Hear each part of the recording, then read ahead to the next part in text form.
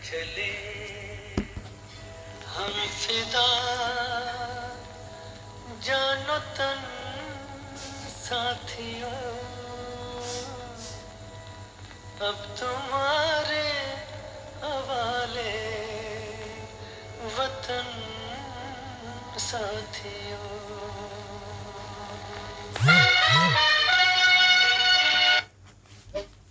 नमस्कार साथियों, जय हिंद, वंदे मातरम, भारत माता की जय। मैं हूँ संतोष शतार्थ। जैसा कि आप जानते हैं, मैं भारत के 21 परमवीर चक्र विजेताओं की कहानियाँ सुना रहा हूँ। इसके माध्यम से भारतीय सेना को याद कर रहा हूँ। आज मैं आपको सुनाने जा रहा हूँ एक ऐसी कहानी जो कभी नहीं सुनी गई।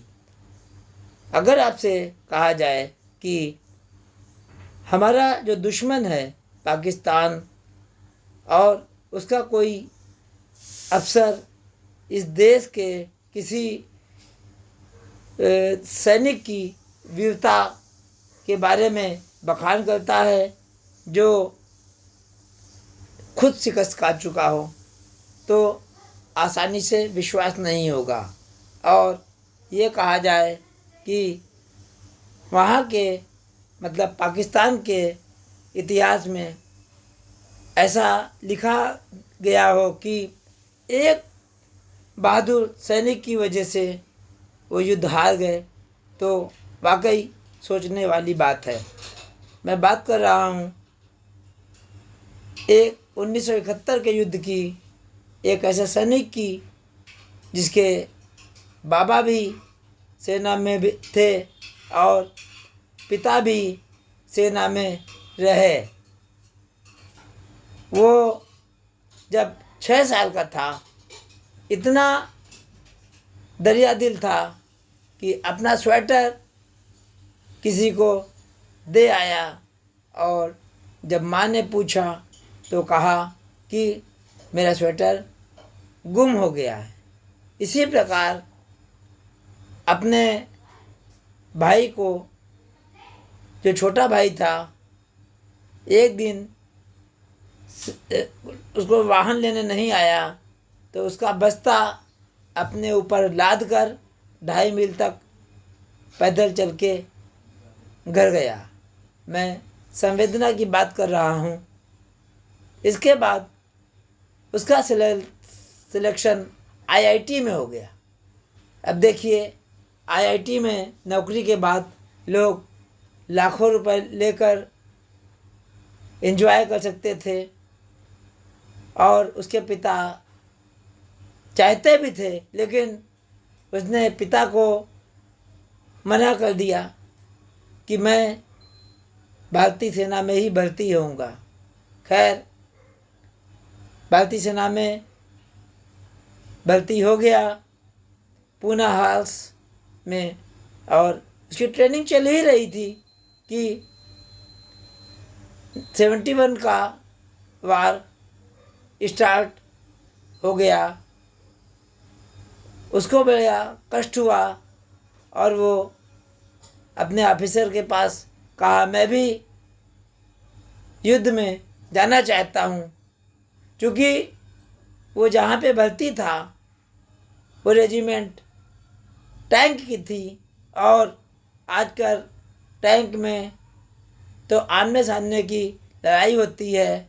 तो उसके ऑफिसर ने कहा, ठीक है, अगर तुम अपना कोर्स बहुत जल्दी से ख़त्म कर लो और उसके बाद मैं स्वयं टेस्ट लूँगा, तो अगर पास हो गए तो ही तुम्हें युद्ध में जाने को मिलेगा, और नहीं तो कोई चांस नहीं है, क्योंकि सेना के नियम कड़े होते हैं। खैर, इतना जुनून था, वो टेस्ट पार कर ले गया और उसको सेना में जाने को मिल गया।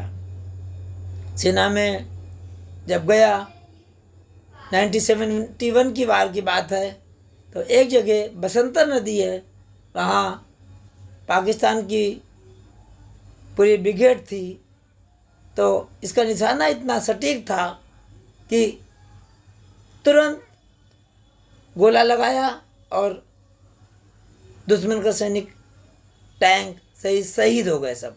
उसके बाद दूसरा, तीसरा, चौथा, पाँचवा, छठा, सातवां, आठवां, नवां और 10वां, मतलब पूरे दुश्मन के सभी टैंक मटियामेट कर दिए, नेस्तनाबूद कर दिया। इसी बीच जब आखिरी टैंक था दुश्मन का, तो इसने भी गोला दागा और उधर से भी गोला आया। क्योंकि उस समय इनके टैंक में आग लग गई थी और जल रहे थे ये। इनके ड्राइवर नथु सिंह ने कहा कि साहब टैंक थोड़ा पीछे कर लीजिए और आग बुझा लें, तो उसके बाद हम लोग मजबूती से लड़ाई कर लेंगे। लेकिन इस युवा सेकंड लेफ्टिनेंट ने कहा कि नहीं, हमारे 1 इंच भी पीछे करने का मतलब होगा कि दुश्मन को लगेगा कि हम डर कर भाग रहे हैं। हम मैदान नहीं छोड़ेंगे, जैसा कि अफसर का आदेश भी है। और वो कहता रहा, लेकिन इन्होंने मैदान में 1 इंच भी पीछे नहीं उठे।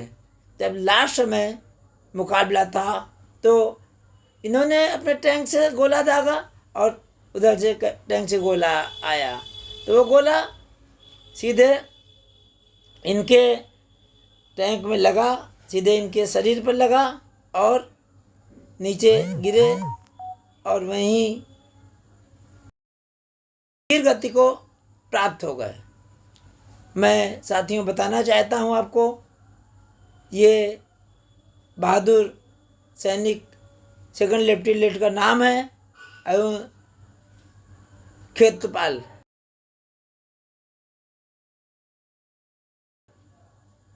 इनके पिता जो पाकिस्तान के सरगोधा के रहने वाले थे, एक बार पाकिस्तान गए तो पाकिस्तान में उनको एक नासिर जो सेना में बहुत बड़े अफसर थे, उन्होंने बड़ी आवभगत की। 2-3 दिन तक पाकिस्तान में घुमाया फिराया, सब कुछ कराया। लास्ट दिन तक जब वो इनसे मिलने आए तो इनके पिता अरुण खेत्रपाल के पिता को लगा कि जैसे कुछ कहना चाहते हैं, तो उन्होंने सर नीचा करके कहा कि मैं आपको एक बात बताना चाहता हूँ कि आपके बेटे को जो लास्ट में गोला लगा था वो मेरा ही टैंक से चलाया हुआ गोला था और मैं इसके लिए माफ़ी मांगता हूँ। आपका बेटा बहुत बहादुरी से लड़ा और इसी कारण हम लोग ये युद्ध हार गए। ऐसे सैनिक जहाँ पर होंगे उस देश को कोई हरा नहीं सकता। तो दोस्तों, ऐसे से अरुण खेत्रपाल, इसी के साथ विदा लेता हूँ। संतोष सिद्धार्थ को इजाज़त दीजिए। जय हिंद, वंदे मातरम, भारत माता की जय। फिर मिलूँगा नए परमवीर चक्र विजेता के साथ।